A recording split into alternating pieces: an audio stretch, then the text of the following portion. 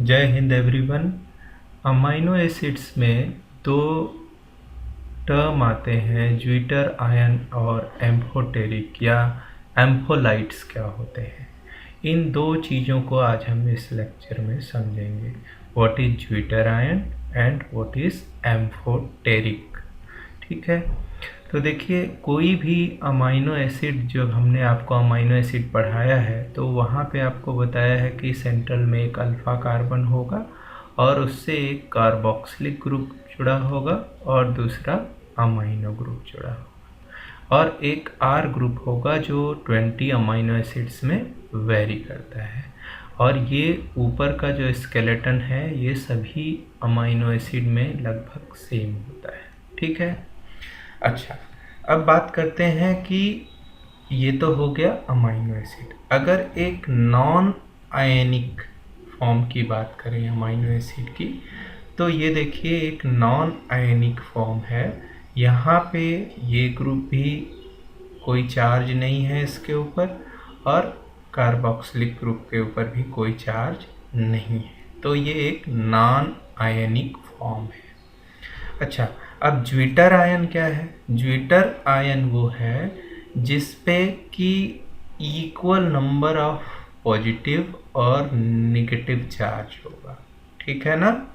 अगर इसका are group ionisable नहीं है तो इसके पास तो दो ही आयनाइजेबल ग्रुप हैं, एक अमाइनो ग्रुप और दूसरा कार्बोक्सिलिक ग्रुप। तो अगर हम ऐसे अमाइनो एसिड की बात कर रहे हैं तो वहाँ पे जो ये चार्ज होगा वो दोनों का चार्ज क्या है, बराबर हो जाएगा।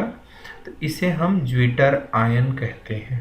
ठीक है, तो ज्विटर आयन सबको, ज्विटर का मतलब है दो तरह के कैपेबिलिटी वाले, जिसमें पॉजिटिव भी है और नेगेटिव चार्ज भी है। ऐसे आयन को हम लोग ज्विटर आयन कहते हैं। अच्छा, एक ज्विटर आयन देखिए यहाँ पे दिखाया गया है केस 1। ये ज्विटर आयन या तो प्रोटॉन डोनेट कर सकता है। ये देखिए, ये जो अमाइनो ग्रुप था इसमें एक हाइड्रोजन ज़्यादा जुड़ा है इसलिए इस पर पॉजिटिव चार्ज है।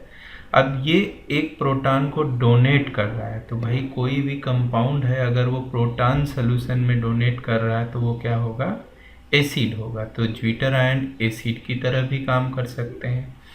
दूसरा क्या है, अगर हम देखें तो एक ज्विटर आयन प्रोटॉन को एक्सेप्ट भी कर सकता है, ले भी सकता है।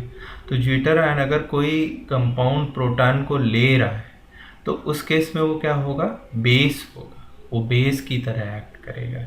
ठीक है, तो हम ये देख रहे हैं कि ज्विटर आयन एसिड की तरह भी एक्ट कर रहा है और बेस की तरह भी।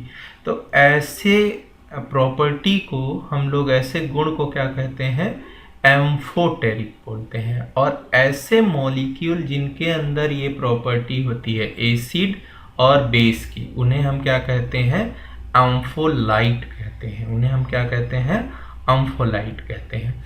अब आप ऐसे सोचिए कि कोई सॉल्यूशन है और उसमें कोई आपने ज्विटर आयन है, उसके अंदर प्रॉपर्टी है कि वो ये एसिड की तरह भी काम कर सकता है और बेस की तरह, या मोटी मोटी भाषा में समझे तो वो प्रोटॉन डोनर भी है और एक्सेप्टर भी है।